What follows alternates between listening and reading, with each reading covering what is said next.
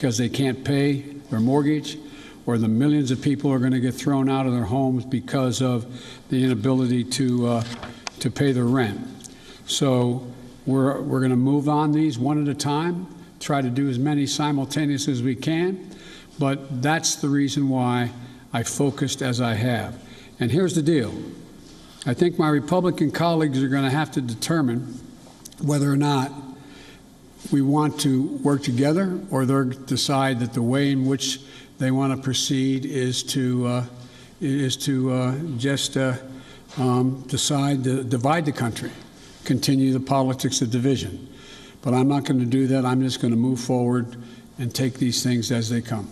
And just to follow up, Mr. President, can your presidency be a success if you can't make progress on those four challenges: climate change, immigration reform, gun control, voting rights? Well, I plan on making progress on all of them, but that's going to be for the American people to decide.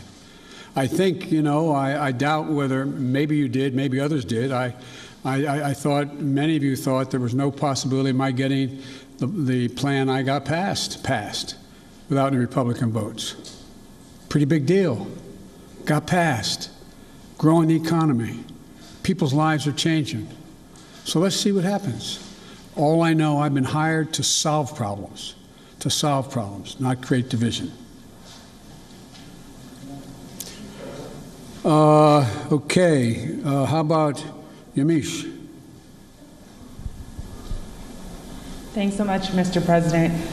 You've said over and over again that immigrants shouldn't come to this country right now. This isn't the time to come. That message is not being received. Instead, the perception of you that got you elected as a moral, decent man is the reason why a lot of immigrants are coming to this country and entrusting you with unaccompanied minors. How do you resolve that tension? And how are you choosing which families can stay and which can go, given the fact that even though with Title 42, there are some families that are staying? And is there a timeline for when we won't be seeing these overcrowded facilities run by CPB when it comes to unaccompanied minors?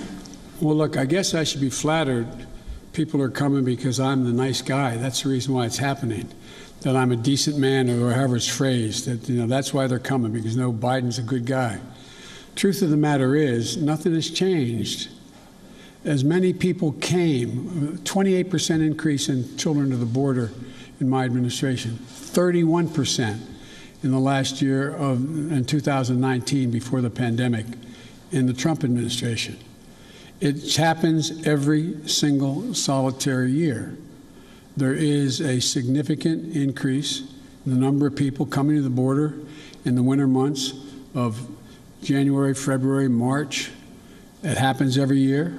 In addition to that, there is and by the way, does anybody suggest that there was a 31% increase under Trump because he was a nice guy and he was doing good things at the border? That's not the reason they're coming. The reason they're coming is that it's the time they can travel with the least likelihood of dying on the way because of the heat in the desert, number one. Number two, they're coming because of the circumstances in country. In country. The way to deal with this problem, and I started to deal with it back when I was a United States Vice President, putting together a bipartisan plan of over $700 million to do with the root causes of why people are leaving. What did Trump do? He eliminated that funding. He didn't use it. He didn't do it.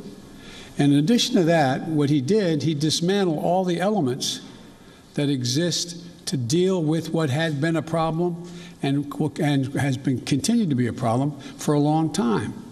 He, in fact, shut down the number of beds available. He did not fund HHS to get the children out of those Border Patrol facilities where they should not be and not supposed to be more than a few days, a little while. But he dismantled all of that. And so what we're doing now is attempting to rebuild the system that can accommodate what is happening today. And I'd like to think it's because I'm a nice guy, but it's not. It's because of what's happened every year. Let me say one other thing on this.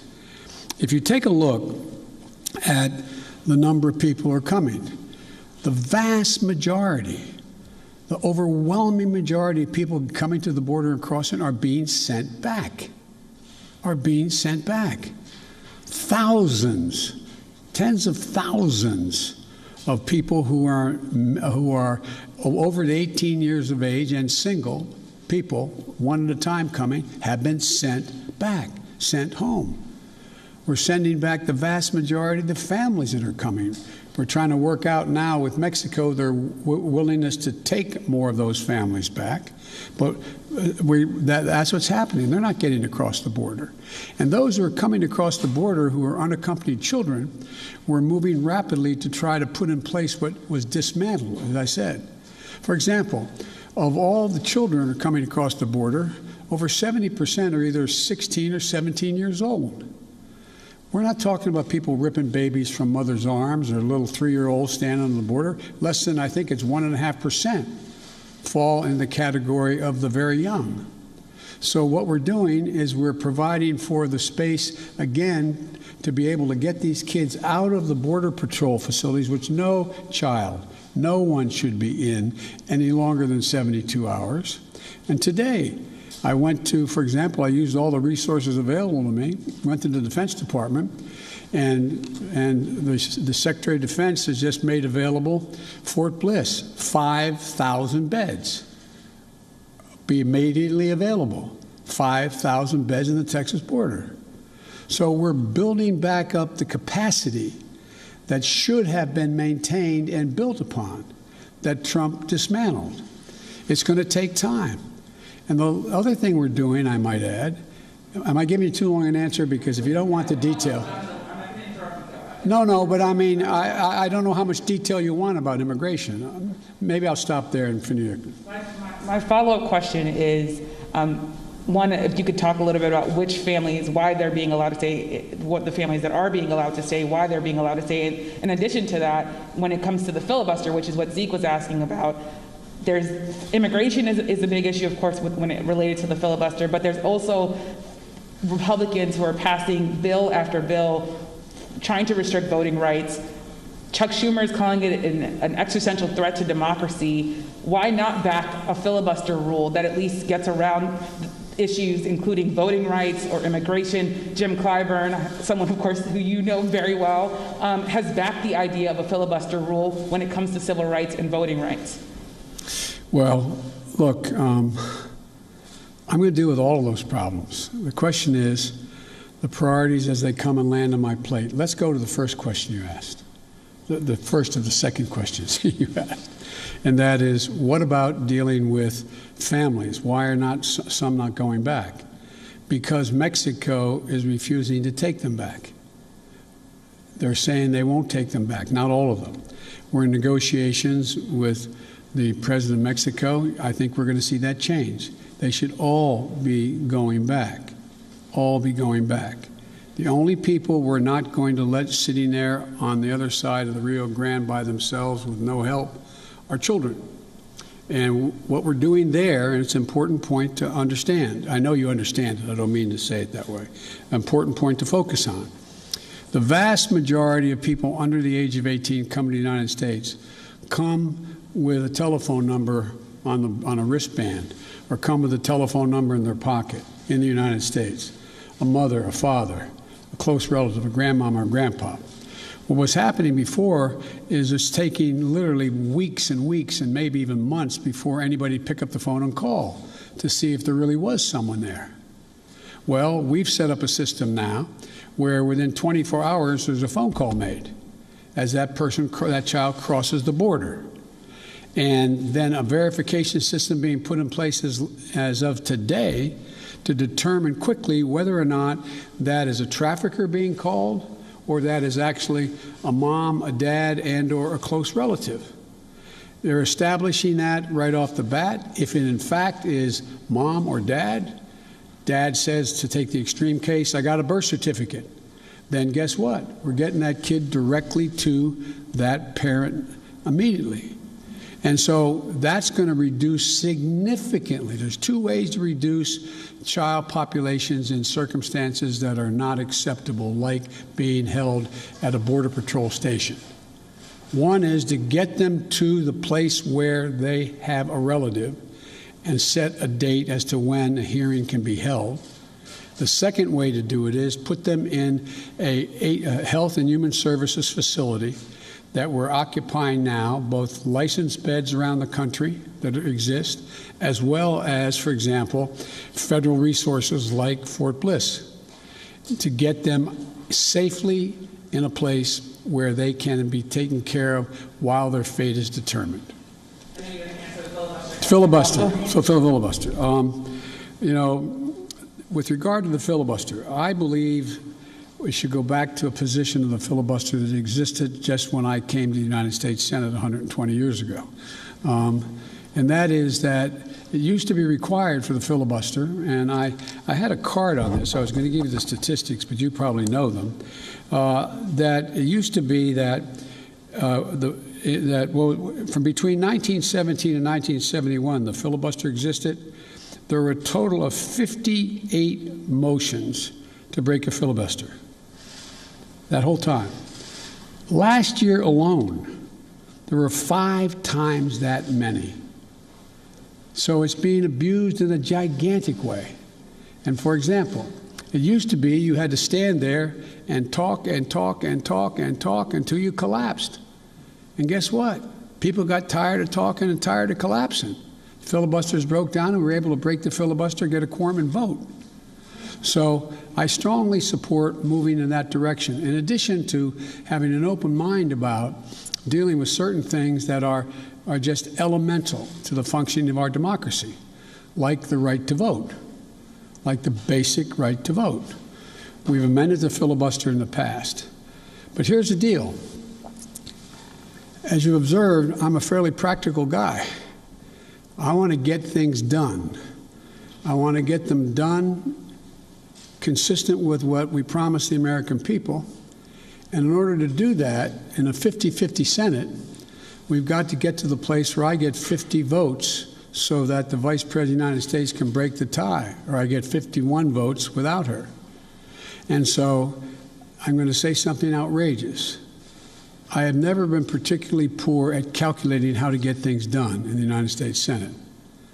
So the best way to get something done, if it holds near and dear to you that you like to be able to, anyway,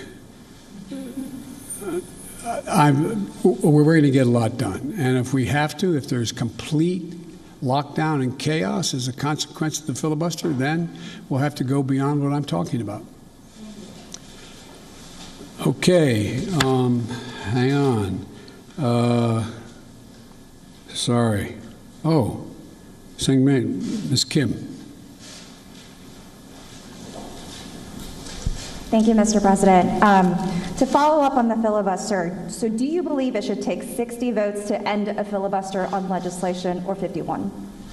If we could end it with 51, we would have no problem. You're going to have to, the existing rule, it's going to be hard to get a parliamentary ruling that allows 50 votes to end the filibuster, the existence of a filibuster.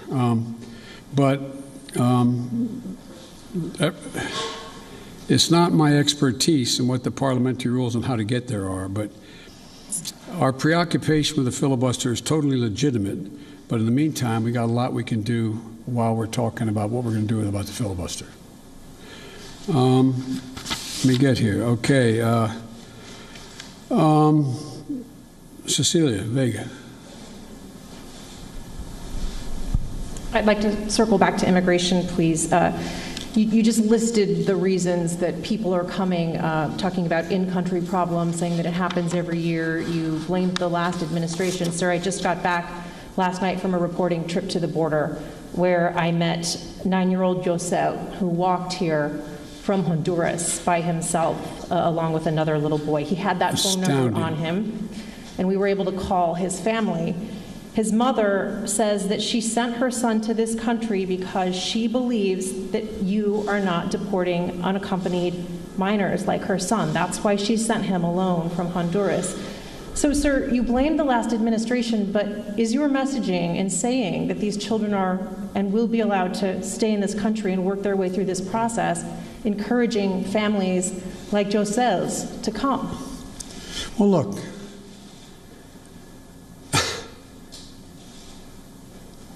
The idea that I'm going to say, which I would never do, that if an unaccompanied child ends up at the border, we're just going to let them starve to death and stay on the other side. No previous administration did that either, except Trump. I'm not going to do it. I'm not going to do it. That's why I've asked the Vice President of the United States yesterday to be the lead person on dealing with focusing on the fundamental reasons why people leave Honduras, Guatemala, El Salvador in the first place. It's because of earthquakes, floods. It's because of lack of food. It's because of gang violence. It's because of a whole range of things that when I was vice president and had the same obligation to deal with unaccompanied children, I was able to get it slowed up significantly by working with the heads of state of those communities to do things like in one of the major cities, the reason people were leaving is they couldn't walk the street because their kids were getting beat up or shot or gang violence. Well, what I was able to do is not give money to the head of state because so many are corrupt, but I was able to say, okay, you need lighting in the streets to change things? I'll put the lighting in. We got a contractor. We got the type of lighting. We paid directly to the contractor, did not go through the government. And violent crime significantly was reduced in that city. Fewer people sought to leave. When this hurricane occurred, the two hurricanes, instead of us going down and helping in a major way so that people would not have a reason to want to leave in the first place because they didn't have housing or water or sustenance, we did nothing. We're going to do a lot in our administration. We're going to be spending that $700+ million a year to change the life and circumstances of why people leave in the first place. That mother did not sit around on the kitchen table and say, you know, I got a great idea. Why I'm going to make sure my son gets taken care of is I'm going to put him, how old was he or she? He's 9. I also met a 10-year-old. A 9-year-old. I'm going to send him on a 1,000-mile journey across the desert and up to the United States because I know Joe Biden's a nice guy and he'll take care of him. What a desperate act to have to take. The circumstances must be horrible. So we can do something about that. That's what the vice president's going to be doing. What I did when President Obama asked me to come and deal. I was in Turkey at the time. He said, you got to come home and take care of this. So we put together a plan and it had an impact. And so the question here is how we go ahead and do this, what we do. There's no easy answer. Quick follow, if I may. Do you want to see these unaccompanied minors staying in this country, or should they be deported eventually? Well, the judgment has to be made whether or not, in this young man's case, he has a mom at home. There's an overwhelming reason why he'd be put in a plane and flown back to his mom.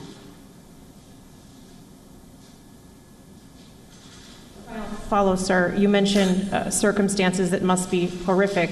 The Customs and Border Protection Facility in Donna, Texas, I was there, is at 1,556% capacity right now with mostly unaccompanied minors. There are kids that are sleeping on floors. They are packed into these pods. I've spoken to lawyers who say that some of these children have not seen the sun in days. What's your reaction? What is your reaction to these images that have come out from that particular facility? Is what's happening inside acceptable to you? And when is this going to be fixed? That's a serious question, right? Is it acceptable to me? Come on. That's why we're going to be moving 1,000 of those kids out quickly. That's why I got Fort Bliss opened up. That's why I've been working from the moment this started to happen to try to find additional access for children to be able to safely, not just children, but particularly children, to be able to safely be housed while we follow through on the rest of what's happening. That is totally unacceptable.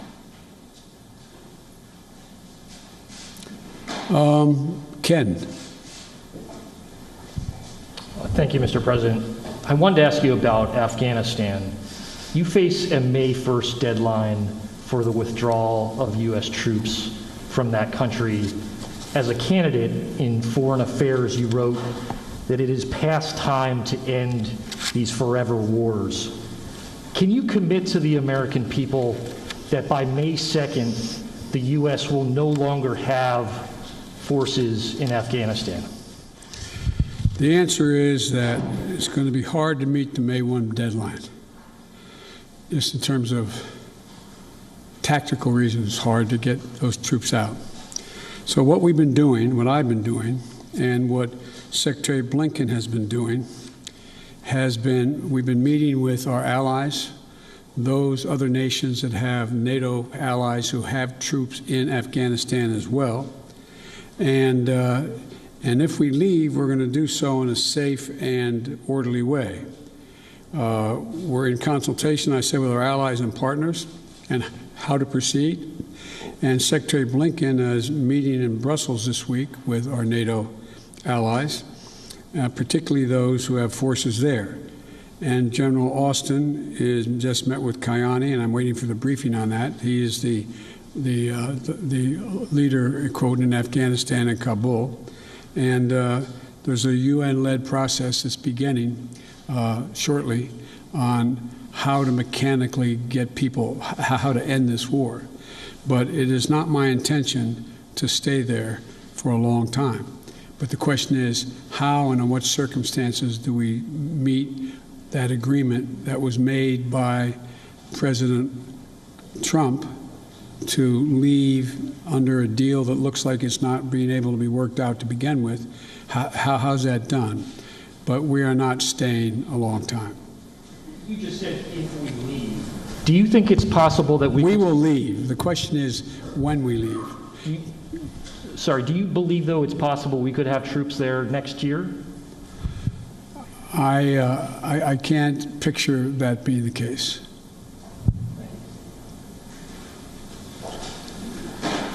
Okay, Kristen. Thank you very much, Mr. President. Given the conditions that were just laid out at the migrant facilities at the U.S. border, will you commit to allowing journalists to have access to the facilities that are overcrowded moving forward? I will commit when my plan very shortly is underway to let you have access to not just them, but to other facilities as well. How soon will journalists be able to have access to the facilities? We've obviously been allowed to be inside one, but we haven't seen the facilities in which children are packed together to really give the American people a chance to see that. Will you commit to transparency on this issue? I will commit to transparency. And as soon as I am in a position to be able to implement what we're doing right now, and one of the reasons I haven't gone down, I have all my chief folks have gone down, is I don't want to become the issue. I don't want to be, bringing all the Secret Service and everybody with me to get in the way. So this is being set up, and you'll have full access to everything once we get this thing moving. Okay, and just to be clear, how soon will that be, Mr. President? I don't know, to be clear. Do you bear responsibility for everything that's happening at the border now? I hear you talking a lot about the past administration. You decided to roll back some of those policies. Did you move too quickly to roll back what? I'm sorry? Policies. Did you move too quickly to roll back some of the executive orders of your predecessor? First of all the policies that are underway were not helping at all. Did not slow up the amount of immigration and as many people coming. And rolling back the policies of separating children from their mothers, I make no apology for that. Rolling back the policies of remain in Mexico, sitting on the edge of the Rio Grande in a muddy circumstance with not enough to eat, I make no apologies for that. I make no apologies for ending programs that did not exist before Trump became president, that have an incredibly negative impact on the law, international law, as well as on human dignity. And so I make no apologies for that. To ask you about foreign policy, Mr. President, overnight we learned that North Korea tested 2 ballistic missiles. What, if any, actions will you take, and what is your red line on North Korea?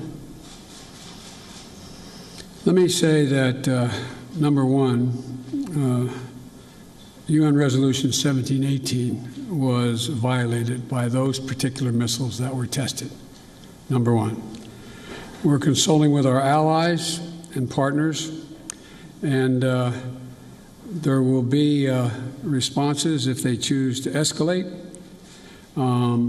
We will respond accordingly. But I'm also prepared for some form of diplomacy, but it has to be conditioned upon the end result of denuclearization. So that's what we're doing right now, consulting with our allies. Just very quick follow-up. You only got another hour now, okay? Diplomacy, can you define what you mean? And former President Obama warned the incoming President Trump that North Korea was the top foreign policy issue that he was watching. Is that how you assess the crisis in North Korea? Yes. Okay, hang on a second here. Kristen, Nancy, CBS. Thank you very much, Mr. President. I want to go back to voting rights. And as Yamiche mentioned, Republican legislatures across the country are working to pass bills that would restrict voting, particularly Democrats fear impacting minority voters and young voters, the very people who helped to get you elected in November. Are you worried that if you don't manage to pass voting rights legislation, that your party is going to lose seats and possibly lose control of the House and the Senate in 2022? What I'm worried about is how un-American this whole initiative is. It's sick. It's sick. Deciding in some states that you cannot bring water to people standing in line, waiting to vote. Deciding that you're going to end voting at 5 o'clock when working people are just getting off work. Deciding that there will be no absentee ballots under the most rigid circumstances. It's all designed, and I'm going to spend my time doing three things. One, trying to figure out how to pass the legislation passed by the House, number one. Number two, educating the American public. The Republican voters I know find this despicable. Republican voters, the folks out outside this White House. I'm not talking about the elected officials. I'm talking about voters. And so I'm convinced that we'll be able to stop this because it is the most pernicious thing. This makes Jim Crow look like Jim Eagle. I mean, this is gigantic, what they're trying to do. And it cannot be sustained. And do everything in my power, along with my friends in the House and the Senate, to keep that from becoming the law. Is there anything else you can do about it besides passing legislation? The answer is yes, but I'm not going to lay out a strategy in front of the whole world and you now. And then on a related note, have you decided whether you are going to run for re-election in 2024? You haven't set up a re-election campaign yet, as your predecessor had by this time. My predecessor needed to. My predecessor. Oh, God, I miss it. Have you? No, the answer is yes. My plan is to run for re-election. That's my expectation. And then on one other note, on bipartisanship, your old friend, Mitch McConnell, says you have only spoken to each other once since you took office, and that you have moved far left since taking office. Do you see it the same way he does? Have you rejected bipartisanship? No, I haven't at all. I've been meeting. When's the last time a president invited the opposite party down at least a half a dozen times to talk about issues, everything from how we work. We're working with a group of 20 members of the Senate right now and House on how we reestablish our ability to make computer chips and how we get ahead of the game, how we can work together. We're working together on a bunch of things. But look, I know Mitch well. Mitch knows me well. I would expect Mitch to say exactly what he said. But this is a matter of making sure that I would like elected Republican support. But what I know I have now is I have electoral support from Republican voters. Republican voters agree with what I'm doing. And so unless Mitch says the last thing I did is last piece of legislation is so far left, well, then he ought to take a look at his party. Over 50% of them must be over that edge as well, because they support what I did. Okay, where am I here? Let me see. Caitlin? Thank you very much, Mr. President. I have a question for you, but first, I'd like to follow up on a question from Yamiche, and that's on the filibuster. That counts as a question, but go ahead. Okay, I'll make it quick. It's a quick question. You can. Regarding the filibuster, at John Lewis's funeral, President Barack Obama said he believed the filibuster was a relic of the Jim Crow era. Do you agree? Yes. If not, why not abolish it if it's a relic of the Jim Crow era?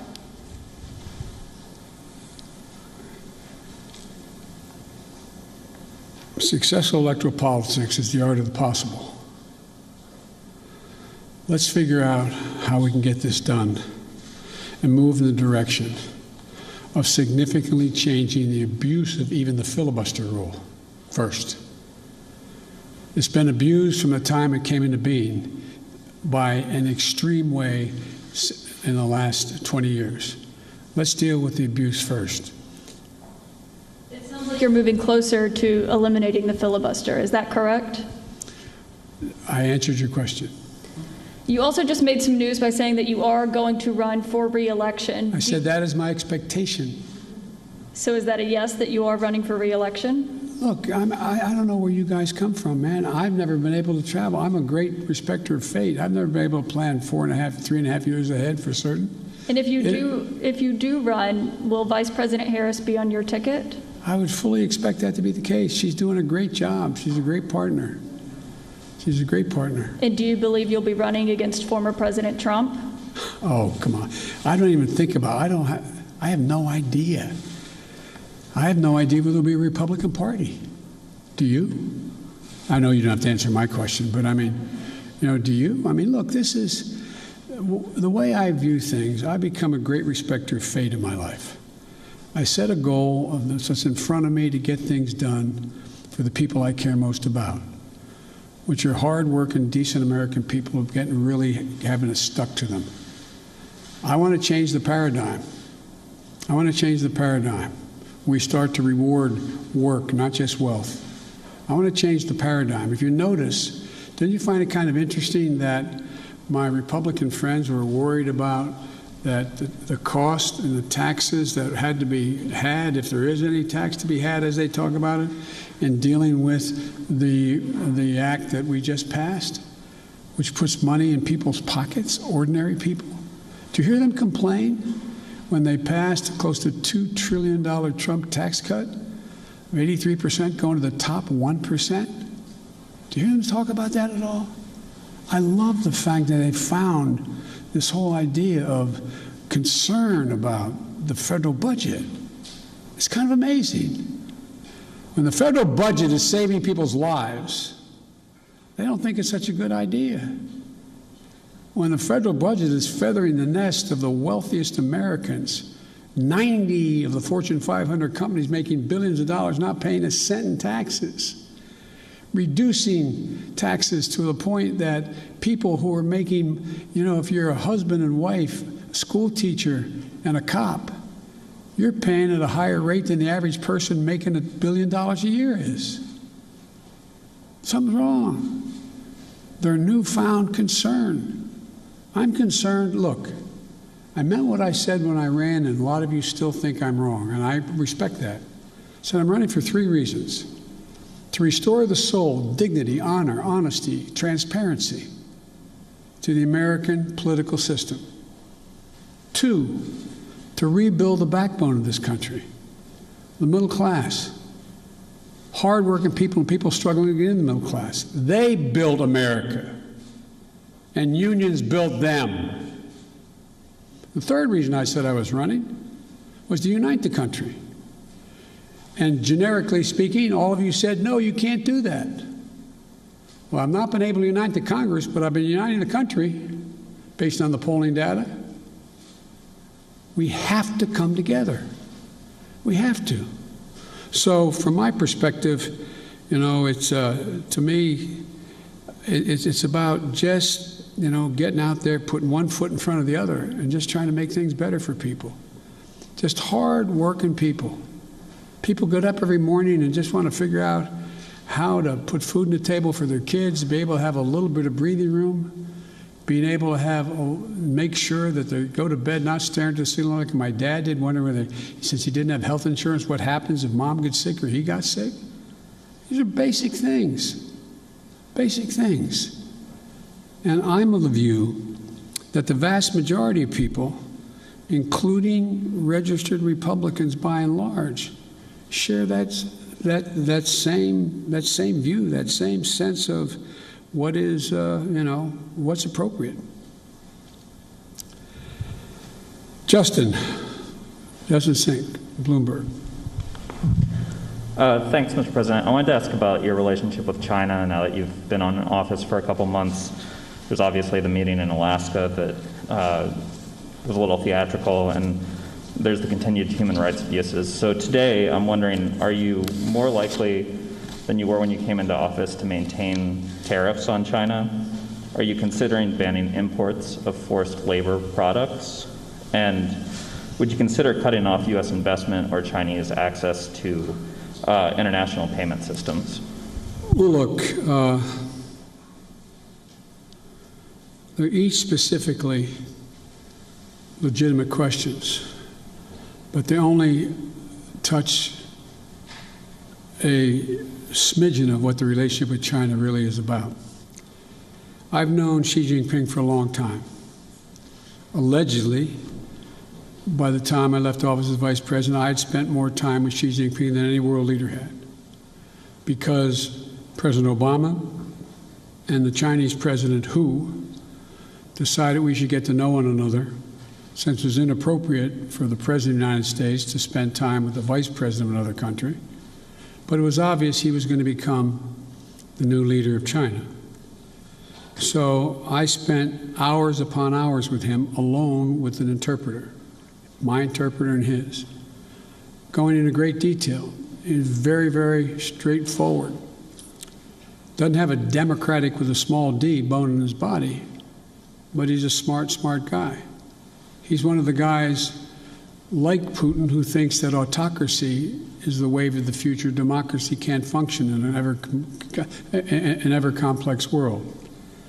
So when I was elected and he called to congratulate me, I think to the surprise of the China experts who were his people on the call as well as mine listening, we had a 2-hour conversation for 2 hours. And we made several things clear to one another. I made it clear to him again, what I've told him in person on several occasions, that we're not looking for confrontation, although we know there will be steep competition. 2, that we'll have strong competition, but we'll insist that China play by the international rules. Fair competition, fair practices, fair trade. Thirdly, in order to compete effectively, I indicated that we're going to deal with China effectively. And we're going to need 3 things to do that, telling our people. First, we're going to invest in American workers and American science. I said that all through the campaign. I say it again, and I'm setting up my administration to be able to do that, which is that, back in the 60s, we used to invest a little over 2% of our entire GDP in pure research and investment in science. Today, it's 0.7%. I'm going to change that. We're going to change that. The future lies in who can, in fact, own the future as it relates to technology, quantum computing, a whole range of things, including the medical fields. And so what I'm going to do is make sure we invest closer to 2%. One of the reasons why I've set up the PAB, the President's Board with Scientists and the like, again, is we're going to invest in medical research, cancer, Alzheimer's, diabetes, the things, industries of the future, artificial intelligence, quantum computing, biotech. and we're going to make real investments. China is out investing us by a long shot because their plan is to own that future. The second thing we're going to do is we're going to reestablish our alliances, and I've been very clear with them. It's not anti-Chinese, and we've talked about it. I want to make sure that, for example, later today, after this, as a matter of fact, shortly after this, which is fine, we've been going close to an hour. I'm happy go longer, but one of the things that I'm going to be doing, I'm going to be speaking with 27 heads of state in Europe. And very shortly, I think within the next hour or so, I don't know the exact time. And earlier this month, and apparently it got the Chinese attention, that's not why I did it, I met with our allies and how we're going to hold China accountable in the region. Australia, India, Japan, and the United States, the so-called Quad. Because we have to have democracies working together. Before too long, I'm going to invite an alliance of democracies to come here to discuss the future. And so we're going to make it clear that in order to deal with these things, we are going to hold China accountable to follow the rules. To follow the rules. Whether it relates to the South China Sea or the North China Sea or the agreement made on Taiwan or a whole range of other things. And the third thing, and the thing that I admire about dealing with Xi is he understands, he makes no pretense about not understanding what I'm saying any more than I do him. I pointed out to him no leader can be sustained in his position or her position unless they represent the values of the country. And I said, Mr. President, as I've told you before, Americans value the notion of freedom. America values human rights. We don't always live up to our expectations, but it's a value system. We are founded on that principle.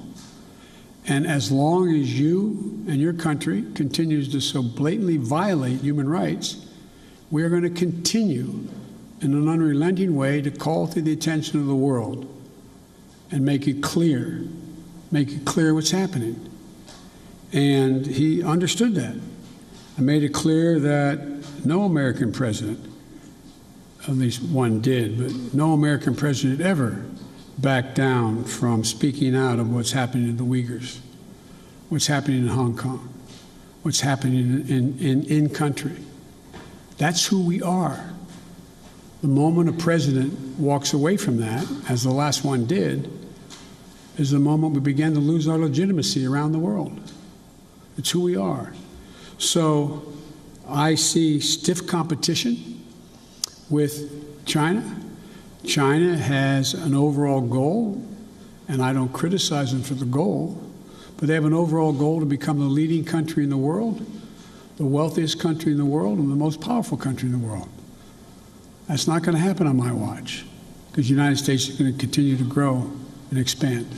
All right, just to follow up on the meeting of democracies, is that where you expect in a multilateral way to make these decisions about sanctions or No, that's not where I make the decision. That's where I make sure we're all on the same page. All on the same page. Look, I predict to you, your children or grandchildren are going to be doing their doctoral thesis on the issue of who succeeded, autocracy or democracy. Because that is what is at stake. Not just with China. Look around the world. We're in the midst of a fourth industrial revolution of enormous consequence. Will there be middle class? How will people adjust to these significant changes in science and technology, the environment? How will they do that? And our democracy is equipped because all the people get to speak, to compete. It is clear, absolutely clear, and most of the scholars I dealt with at Penn agree with me around the country, that this is a battle between the utility of democracies in the 21st century and autocracies. If you notice, you don't have Russia talking about communism anymore. It's about an autocracy. demand decisions made by a leader of a country. That's what's at stake here. We got to prove democracy works. Mr. President, sorry, I know you haven't had a chance to address the tragedies in Georgia and Colorado. You had said to stay tuned for actions that you might take on gun control.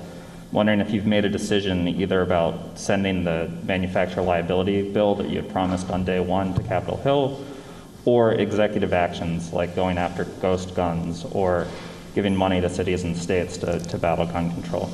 All the above. It's a matter of timing. As you've all observed, successful presidents, better than me,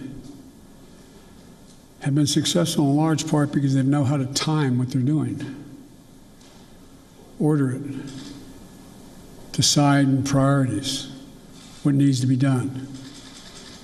The next major initiative is, and I'll be announcing it Friday in Pittsburgh in detail, is to rebuild the infrastructure, both physical and technological infrastructure of this country, so that we can compete and create significant numbers of really good paying jobs.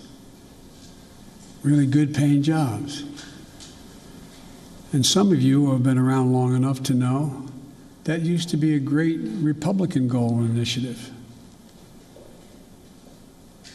I still think the majority of the American people don't like the fact that we are now ranked, 85th in the world in infrastructure. I mean, look, the future rests on whether or not we have the best airports that can accommodate air travel, ports that you can get in and out of quickly so businesses decide. Some of you, if you were ever local reporters and you found your governor or mayor trying to attract business to your community, what's the first thing the business asked? What's the closest access to an interstate highway?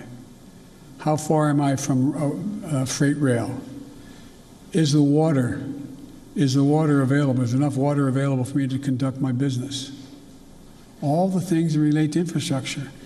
We have somewhere, I asked the staff to write it down for me, and they did, not for this, but for a longer discussion. We have somewhere in terms of infrastructure, we rank 13th globally in infrastructure. China is investing 3 times more in infrastructure than the United States is. Bridges, more than 1/3 of our bridges, 231,000 of them, need repairs. Some are physical safety risks or preservation work. 1 in 5 miles of our highways and major roads are in poor condition. That's 186,000 miles of highway. Aviation, 20% of all flights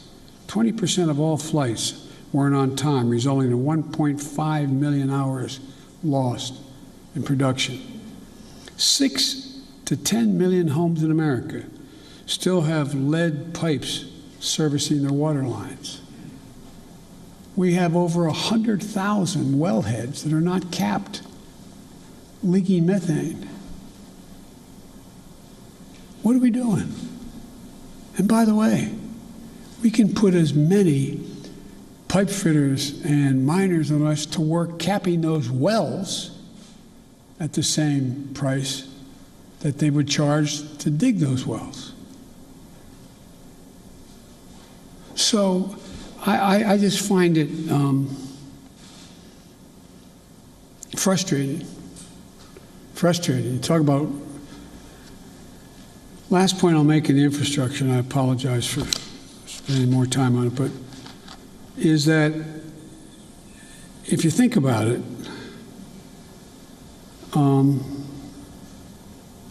it's the place where we will be able to significantly increase American productivity, at the same time providing really good jobs for people. But we can't build back to what they used to be. We have to build, the global warming's already done significant damage. The roads that used to be above the water level Didn't have to worry about where the drainage ditch was. Now you got to rebuild them 3 feet higher because it's not going to go back to what it was before. Only get worse unless we stop it. There's so much we can do. Look at all the schools in America. Most of you live in the Washington area now, but in your hometowns, I don't know where you're all from. How many schools where the kids can't drink the water out of the fountain? How many schools are still in a position where there's asbestos? How many schools in America we're sending our kids to don't have adequate ventilation? How many homes, buildings, office complexes are wasting billions of barrels of oil over time because they can't hold in the heat or the air conditioning because it's leaks through the windows that are so porous and the connections? It's amazing. So there's so much we can do that's good stuff, makes people healthier, and creates good jobs. And I think that I got one more question here.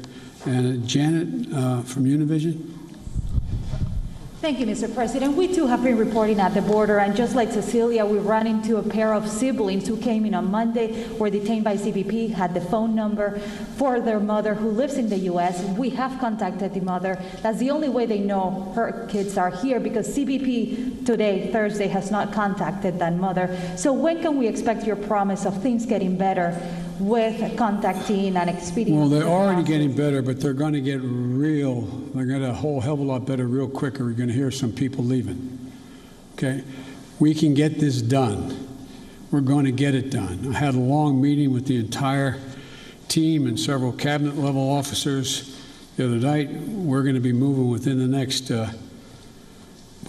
week over 100,000. I mean, 1,000 people out of the Border Patrol into safe, secure beds and facilities. We're going to significantly ramp up. We're already out there contacting everyone from getting some of the employees at HHS. There's a lot of them doing other things and move them into making those calls. We're in the process of rearranging and providing for the personnel needed to get that done. But I admire the fact that you were down there, you're making the calls yourself. It's real. The next thing that has to happen, though, as you well know, has to happen. There have to be some certitude that this is actually mom, dad, or whomever. And there's ways to do that. There's ways to do that a little bit like determining whether or not you got the right code for your credit card. What was your dog's name, kind of thing. I'm being a bit facetious, but not really. And also seeking harder data from DNA to birth certificates, which takes longer. So I want to do this as quickly, as humanly possible, and as safely as possible. As you well know, treating the root causes in Latin America doesn't change things overnight. How do you realistically and physically keep these families from coming to the U.S. when things will not get better in their countries right away? Well, I can't guarantee that, but I know, that old thing, the journey of 1,000 miles starts with the first step. You know as well as I do. You cover it. You have it's not like somebody sitting on a hand-hewn table in Guatemala, in somewhere in Mexico or in Guadalupe saying, I got a great idea. Let's sell everything we have. Give it to a coyote. Have them take our kids across the border into a desert where they don't speak the language. Won't that be fun? Let's go. That's not how it happens. People don't want to leave. When my great-grandfather got in a coffin ship in the Irish Sea, the expectation was he going to live long enough on that ship to get to the United States of America. But they left because of what the Brits had been doing. They were in real trouble. They didn't want to leave, but they had no choice. So I can't guarantee we're going to solve everything, but I can guarantee we can make everything better. We can make it better. We can change the lives of so many people. And the other thing I want to point out to you, and I hope you point out, I realize it's much more heart-wrenching, and it is, to deal with a 5 and 6 and 7-year-old. But you went down there and you saw the vast majority of these children, 70% are 16 years old, 17 years old, and mostly males. Doesn't make it good, bad, or indifferent, but the idea that we have tens of thousands of kids in these god-awful facilities that are really little babies crying all night, that's true. That's why we got to act. And yesterday, I asked my team, both the director of the two agencies as well as others, I asked them what would they in fact, and I asked their opinion because they're the experts, but I said, focus on the most vulnerable immediately. But there's no reason why in the next month as people cross the border, that phone call can't be made in the first 48 hours and begin. If I may ask one last question, have you had any talks with Senate Republicans who are threatening this administration with U.S. President Joe Biden addressing his first formal news conference since taking office. A wide range of issues being discussed, right from the U.S.-China relationship and the friction to the gun laws and his position on it, to the mounting migrant crisis. We're taking a very short breather at this point. Lots more coming up on the other side.